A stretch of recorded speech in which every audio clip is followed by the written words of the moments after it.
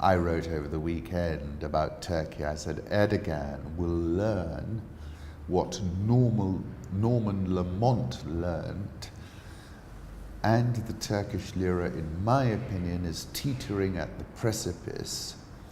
And I concluded by saying, now, if the lira crashes, and have a look, this is a longer term chart, since a year's chart, and then a week's chart, you can see a break of 585 is going to take us up to 7 on those charts.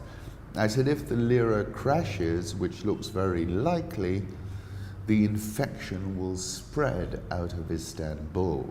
On that note, Erdogan seems to have lost both Istanbul and Ankara in a stinging double blow. The two cities have been under the control of his Justice and Development Party, the AKP, and its political forebears since 1994. This is a big loss.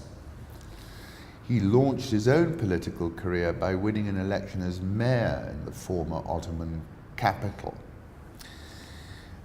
Party activists were warned, if we stumble in Istanbul, we lose our footing in Turkey. Turkey's biggest cities turned against Erdogan for the first time since 1994. People are not satisfied with the current economic policy of the regime. He's presided over an unprecedented increase in well-being and per capita GDP income, but clearly he's now coming under significant pressure. And the thing is, if you experience something good and then you're losing it, you get more upset, as opposed to never having experienced it. And then Badra Punchline says the US and Israel are going to punish Turkey's Erdogan. Turkey is a global swing state. It has a large and growing economy, a strategic location, a democratic government, mixed views about prevailing international arrangements. Like the other three global swing states, Brazil, India, and Indonesia, Turkey's choices will influence whether today's international order evolves and endures or fragments and fails.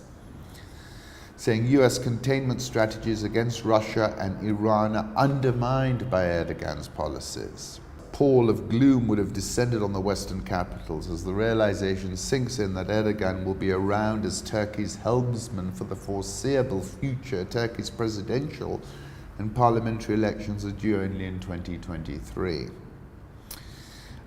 Things have come to a head between the two NATO allies since Russia is due to deliver to Turkey in July the first batch of the missile system. Turkey is buying 4 batteries of the S-400 air defense system for $2.5 billion. Game plan would be to create difficulties for the Turkish economy so the mass discontent rises and threatens Erdogan's popularity. The head of the Nationalist Movement Party, ally and coalition party, a partner of Erdogan, said on Monday, external forces seeking to implement shady machinations over Turkey have failed. Disavow himself of that notion. They haven't failed.